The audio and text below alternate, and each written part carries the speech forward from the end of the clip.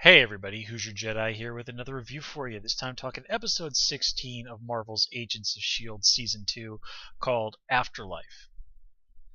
And all in all, I think this is a pretty solid episode. There's a lot of interesting stuff going on. We get a little bit of insight into the non-royal family in humans, and just, of course, a nice return appearance by Deathlock.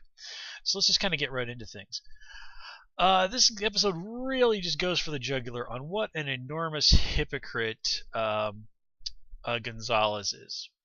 I mean, he's, first of all, like, one of the things he does is ramble on about how Coulson is acting like a fugitive, even though the only reason Coulson is acting like a fugitive is because Gonzalez is chasing him. He complains about Coulson, causing S.H.I.E.L.D. to be divided, even though he attacked Coulson and his S.H.I.E.L.D. rather than trying and talking to the guy. And this is even after Coulson flat out said that he was looking for Gonzalez. He was like a really high priority guy that Coulson wanted to find. And there's even the whole situation with him offering May a seat on the council. I mean, he even says that he was outvoted on this. He didn't want to do this. But, here he is being forced to do it. Now, I guess that does show that he does go along with some of what it is that he says. But the idea that he's open to any sort of real negotiation with Coulson's faction is pretty much exposed as complete nonsense. Now, he does, again, also stick by this when he says, like, okay, if Fitz doesn't want to be here, he's free to leave. Okay, that he does stick by that. But, yeah, Gonzalez is just an enormous hypocrite. Now, May seems to be willing to stick by close to him because, keep your friends close and your enemies closer. And, of course, Fitz is getting out of there because, he figured out what Simmons was doing and, like, okay, I'm going to get the toolbox to Coulson. And, man, I did not see that coming. I genuinely thought they were really going to take this divide between Fitz and Simmons even further and really kind of just really push them further apart. And instead, we see them really properly come back together. They've had their differences, but here it is. These guys know how to work. They're back. They're working together, and they're being an absolutely awesome team and suckering Gonzalez. And I absolutely like that. I really love that scene where he goes down there and tries to talk Fitz into opening the toolbox for him. He's there playing the charming, cool guy. It's just like, hey, look, I don't like the situation. We're all friends here. It doesn't have to be this way. And of course, his Fitz is just like, yeah, you're full of it. I'm out of here. So it was nice to see that Fitz, sort of really standing up for himself. And again, that little sleight of hand that he did, again, demonstrating that he's really picked up quite the manual dexterity since his injuries. Give Gonzalez credit though. He's not a bad judge of people. He knows kind of how to play people. Not perfectly, but not bad. He's definitely was getting under May's skin in their confrontation. And that whole thing of sliding the gun over to her, and she goes like, "You wouldn't really give you a loaded gun." And then he proves like, "Yeah, I actually did give you a loaded gun," because, well, he knows May well enough to know that that's the sort of thing that will earn him respect from her. Now, this is all definitely going to blow up in Gonzalez's face sooner or later, but give the guy some points. He did score at least a few small victories, but he didn't get the big wins. For example, Bobby is getting less and less, more and more unhappy with Gonzalez's leadership. Mac's fully on board. He's only really upset that Fitz isn't happy with him. He is totally down with everything that Gonzalez is saying. Bobby, again, having Calderon try and attack Sky, and then here we have Gonzalez referring to Sky as an it, and saying that Coulson belongs on the watch list or whatever that is. Well, actually, that does kind of make a little bit of sense. I mean, Coulson did sort of come back from the dead. He's not exactly an enhanced human, and now that the whole thing with the Inhuman City in Puerto Rico is over with, he's basically back to normal. But still. So yeah, I have a feeling Bobby's going to do a 180 not too awful long, and that's probably going to lead to some serious conflict with Mac. I have a feeling Mac is probably not going to be on the team come next season.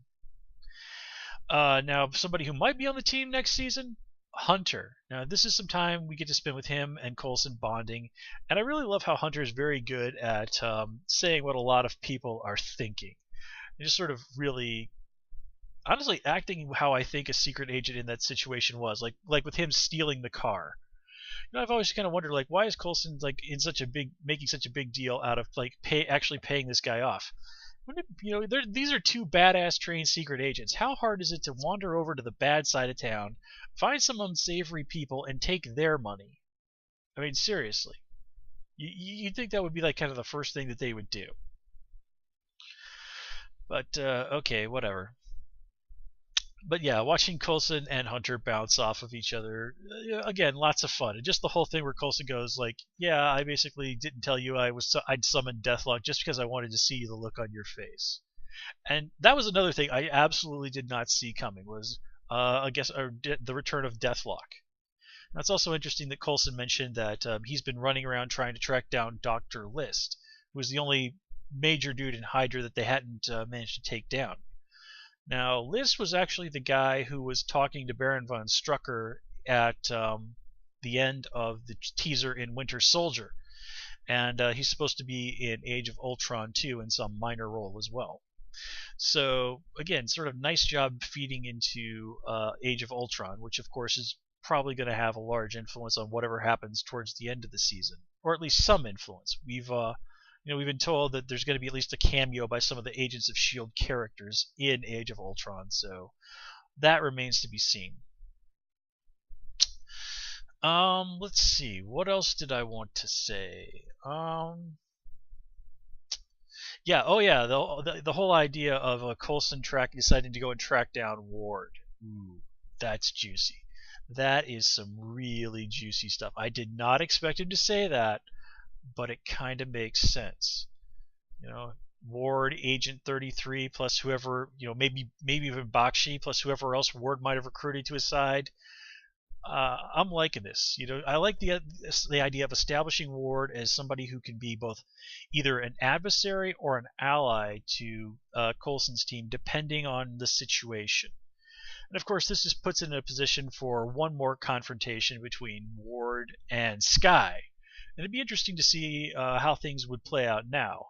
Sort of like the whole possibility of like, "Hey, Sky, how you doing? I've got a new girlfriend, by the way, but I still kind of want to keep my promise to reunite you with your dad." Remember, Ward probably hasn't forgotten about that. Speaking of Sky and her parents, this episode we find out that her mom is still alive and survived being vivisected with just some scars. So that's a surprise. Again, I did not see that coming, but as soon as her mom popped up and I saw the scars, it's like, okay, well, it's obvious who this is. Of course, the question is, why didn't anybody bother to tell Cal that his wife was alive? I mean, he'd obviously been there for a while, so I mean, exactly why not tell him this? Then again, they may have just stated that was okay. It's up to her whether or not he's informed is that she's alive. And just his whole appearance there, well, that kind of makes you wonder, well, what exactly was Gordon talking about with like, you've sealed your fate and that of your daughter? Well, okay, I can understand Cal having sealed his fate because he's a crazy murderer, but how does that exactly reflect on Sky? And just for the record, and I saw somebody talking about this, like, I don't think for a second that the elders refer to the Inhuman royal family. I mean, for God's sakes, the movie doesn't come out for 4 years. They're not going to introduce members of the royal Inhuman family on Agents of S.H.I.E.L.D. 4 years before the movie ends up in theaters. How thick do you have to be to actually think that's going to happen? Swear to God, I just do not get how dumb some people on the internet can be. And again, I've survived comic book and anime fandom for many a year, so I really probably should just stop being surprised at people's idiocy, but I can't, because my great curse in life is that I think people should make sense. So you can imagine how well that tends to work out for me. But anyway, So it was interesting to see Sky sort of finally start getting an idea of a little bit of the culture behind the other people out there like her. Nothing huge to say about this Lincoln guy. He apparently his powers actually remind me of Static from over at DC a little bit. But he just sort of strikes me as like generic, attractive white dude.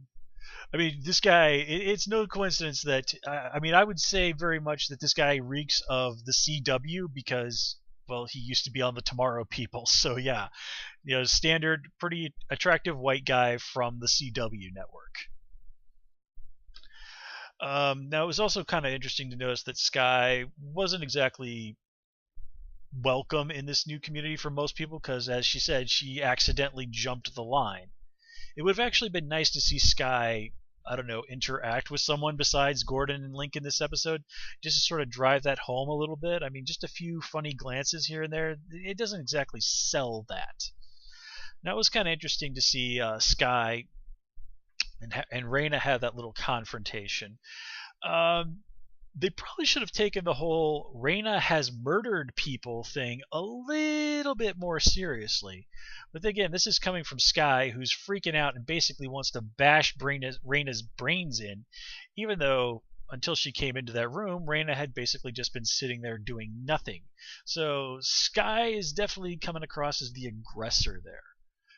But, again, the Inhumans are being a little laissez-faire on the whole multiple murders thing, which I mean, I kind of understand their perspective, but you got to be careful about who you let in the clubhouse, And yeah, I think that really kind of covers everything that I had to say about this episode. Again, not a bad episode. Certainly sets up some things, moves the story along. I got no complaints. Anyway, guys, that's all I have for you this time. As always, please comment, rate, and subscribe. And of course, you can follow me on Twitter at Who's Your Jedi. Until next time, take care and have a good one.